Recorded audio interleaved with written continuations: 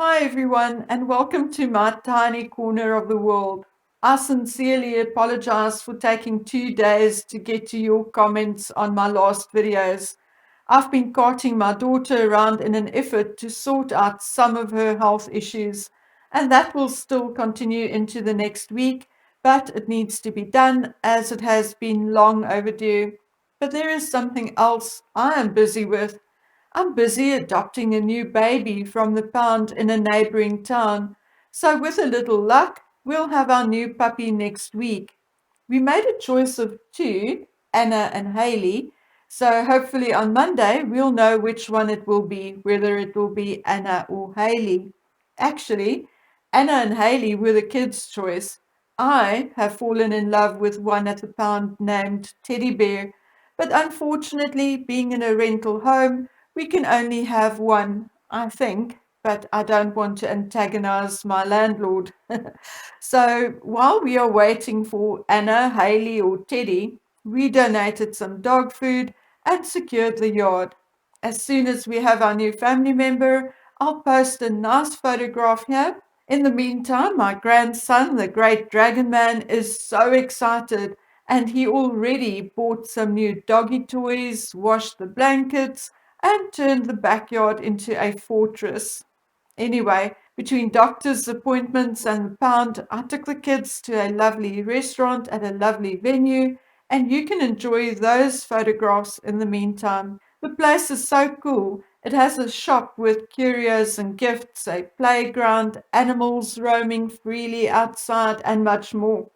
It was really so much fun and gave us a bit of a break from the sadness of the pound and the long wait at the hospital. Later in the week, I'll show you more about the animals and the pound and tell you some stories about them and our experience. I'm a bit stuck on videos at the moment, not because there is nothing to talk about. There are lots to talk about. Anne is in Australia with her husband Timothy Lawrence. Charles and Camilla are all over the place, and I think William and Catherine and the children are on a short break at the moment. So, yes, I can fill video after video with banter about the royals, stuff you can go read for yourselves or watch on other platforms. But you know that that is not what I am about. That is what I do in private. I scroll through Instagram posts, read the Express, watch other videos, and so on and so on. But when I come on here, I really want to talk or debate something which really had me thinking so that you guys can go ponder those things too. So, the reason why I am a little stuck is because I'm currently reading Jobson's book on Charles, and I am binge watching videos of John Wedger, and in particular his interviews with Sean Atwood. The problem is that I read for a while, watch videos for a while, and then have life interfering all the time.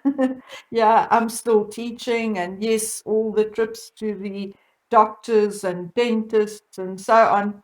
At the end of the day, I really still want to chat to you, but by then I doubt myself and feel that I should finish the projects first before bringing my conclusions, etc., etc.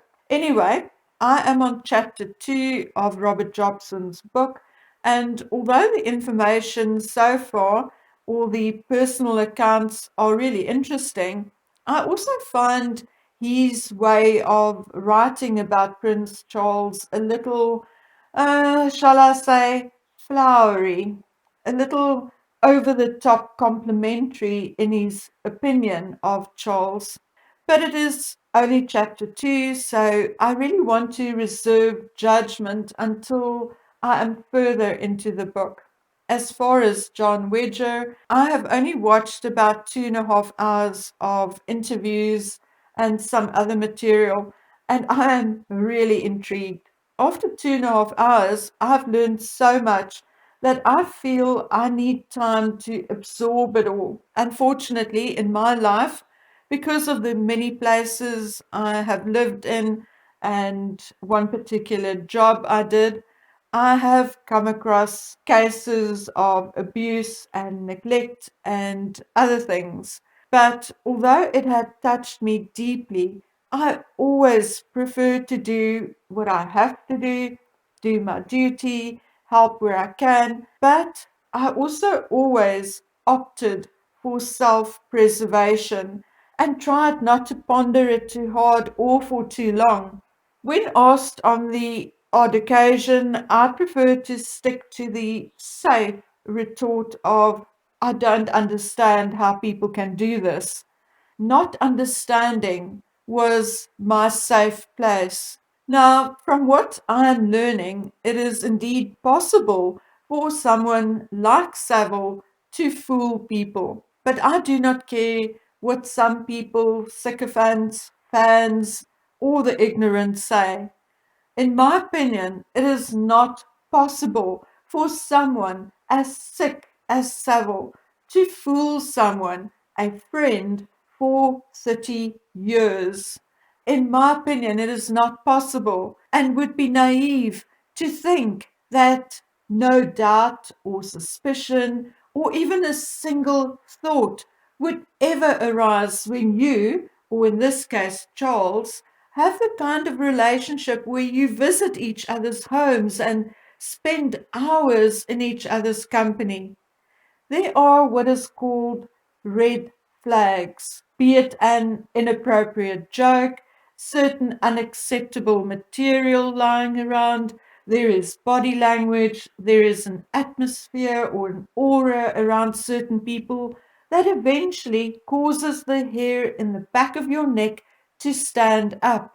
And the longer you know them, the more obvious it should become.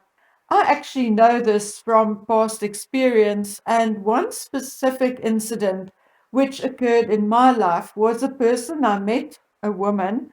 We became friends. She was disabled but very, very intelligent.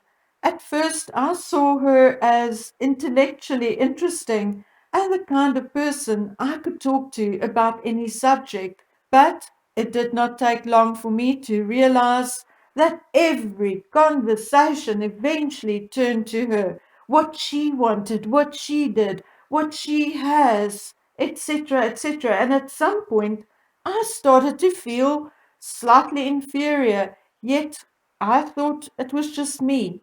I'm an introvert and I have rather low self esteem. But eventually, I realized that this person was invading my life to a point where it did not feel right. It appeared as if she wanted to be my friend, my boss, my parent, and as if she was trying to manage my life and my time. I just could not abide with it anymore and cut the friendship immediately. Well, this was perhaps an emotionally manipulative person, but how much more so, how much more clear would the manipulation and actions of a truly sick, malevolent person not be? I'm sorry, but I have had accounts of secretaries in the prince's office feeling uncomfortable with Savile. I heard that at one point Diana started feeling uncomfortable around him as well. Yet Charles chose his friend Savile and their friendship over protecting his employees and his wife. But listening to John Wedger, it became clearer and clearer as to why this is happening. And it's not just about the sickness of certain humans, but it is also about money and power. The money the system makes from the abuse, the money lawyers make, the money carers make when they take children into their care. It just goes on, and with the money comes power. But it is not only the money which brings the power, but the knowledge of knowing who is involved, which gives the pimps and the procurers the actual power. The more people they involve in their evil deeds, and the more important these people are, the more power they have. After doing my previous video, I received a few comments and email of personal experiences.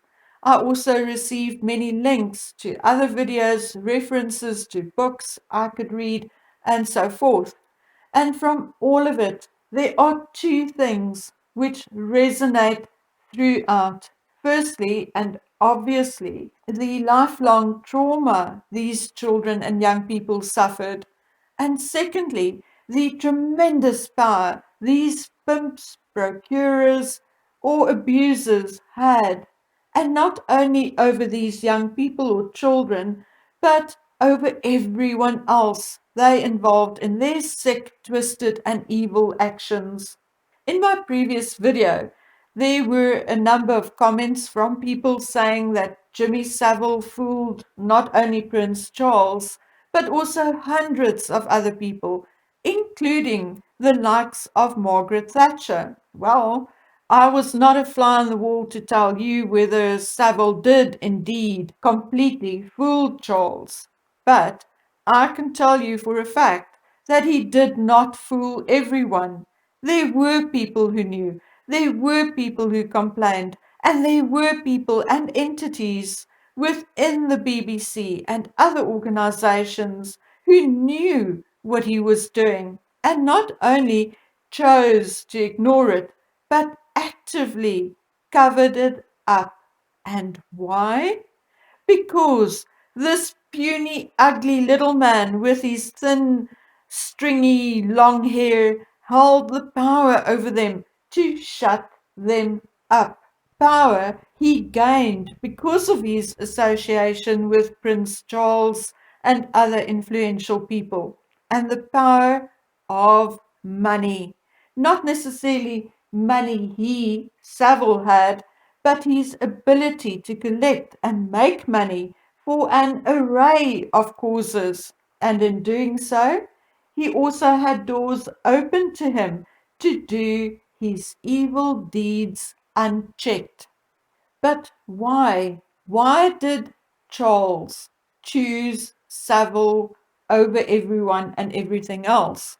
Charles had staff who could solve any and every problem he may have, and with the power of the monarchy and the royal family behind him, why? Why did Charles choose to remain friends with Savile for nearly 30 years? Now, before I carry on, there were also a few comments stating that Savile's crimes were only discovered after his death, which I discovered was also not true. Formal police complaints were made against him in 1963, as a matter of fact, two complaints in 1963, one complaint in 1964. In 1980, there was a report made against him. In 1995, an anonymous letter was sent to authorities. And again, there were complaints and reports in 2003, 2007, and 2008. And not once did it go any further. Now, even if we wished to believe only the best of the prince and choose to believe that Prince Charles knew absolutely nothing about Savile's nefarious activities, had absolutely no clue, and wasn't even slightly uncomfortable around the man, how can we forget that Savile wasn't the only deviant to ever enter the inner circle of the royal family? We have the Right Reverend Peter Ball, who was brought into the inner sanctum of Charles's home and marriage by Savile. We have Lawrence van der Post, whom Charles idolized, van der Post, who himself was a sexual deviant and had allegedly had an affair with a 14-year-old.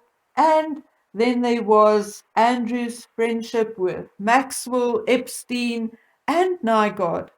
But if you think these six people were the only ones and they were bad enough, well, then once again, you would be wrong. Prince Charles's closest aide and friend, Michael Fawcett, was accused by George Smith in 2003 of raping him. He also stated that Prince Charles and Fawcett's relationship was a little more than that of employer and employee. Well, George Smith's case went absolutely nowhere, and it was rumored that he was bribed with a load of money, a claim which he denied, and he insisted that his claims were actually true. And then he died. George Smith died in 2005 at the ripe old age of 44 or 45. Now, some people say he died in a motorcycle accident, and other articles say he died from unknown causes. And then there was Rolf Harris, who painted the Queen's portrait in 2005. However, in 2014, he was convicted of sexual abuse of 4 young girls, one as young as 7. Although Harris apparently based the painting on only 2 sittings with the Queen, one of his victims claimed that she wrote to the Queen to tell her about Harris's actions. She then later discovered that the letters were indeed passed to Scotland Yard, where it was filed until 2012, when a formal investigation started after other complaints were made. In 2009, Rolf Harris also attended a reception hosted by Prince Charles for the Royal Flying Doctor Service of Australia. And then I also discovered that there was some kind of relationship or friendship between Rolf Harris and Jimmy Savile.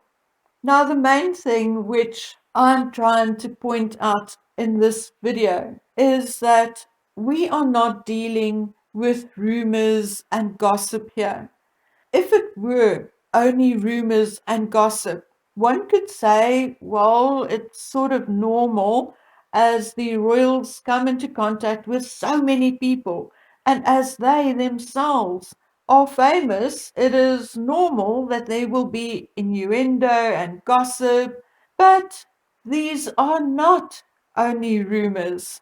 Savile, Ball, Harris, Epstein, Maxwell, Nygaard, all of this had been documented in police records, one way or another, and all of them were accused at one point or another while in the inner sanctum of the royal family. Now, why is this one family attracting so many prolific abusers? And how can they plead ignorance each and every time? But you see, what is even more concerning is that it is not only in friendship and contacts from outside the palace walls that we see this trend. Like I said, there were allegations against Fawcett. And then, my dears, there was also Alvin Stockdale, a man who worked for the Queen as chauffeur from 1972 until 1992, and who is said to have abused 2 boys, including one, inside his royal household quarters at Buckingham Palace. He later even had a cottage on the Windsor estate. Now, the only reason why Alvin was not charged sooner and actually died before he could be charged is because one of the boys knew him as Ollie Stockton. Yet, it is said that regardless of this, everyone who worked with him at Buckingham Palace and Windsor actually knew him as Ollie, and therefore it should not have been that difficult to find him. Now, my dear friends, it is not my desire to slander anyone in the royal family or to accuse them of anything. But I'm also ever so slightly tired of being accused of being a hater or making false accusations when in reality I am reporting on things which have been in the news for many, many years, reporting on things which are in police and court records. and substantiated and corroborated by photographic evidence and by many other people and investigators. I'm also rather sick of the royal family always just denying and denying any knowledge of absolutely anything.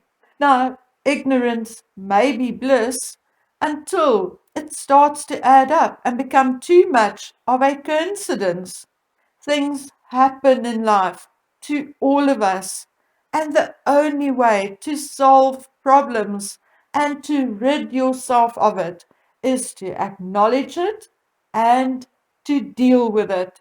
Something the royal family has never, ever done. And you see, my friends, that is my fear. I am actually a monarchist. I do love the pomp and ceremony. I do not wish for the monarchy to be abolished. But the more these things are there in the background, stewing and building momentum, the bigger the risk that the monarchy will one day be abolished, that these things will come back and haunt them. Okay, my dear friends, this is it from me for today. As from tomorrow, I'm back in the classroom. On Tuesday, I'll be back to a town called George, where I'm taking my daughter to a specialist. And on Tuesday afternoon, we'll be picking up our new puppy. So it is indeed going to be a very busy week. But I'm sure, seeing that the Harkles are on their way to The Hague, there will be many absolutely ridiculous headlines in all the newspapers, and I will surely be back to have a good laugh at all these headlines and to share them with you. So until then, please take good care of yourselves. Bye.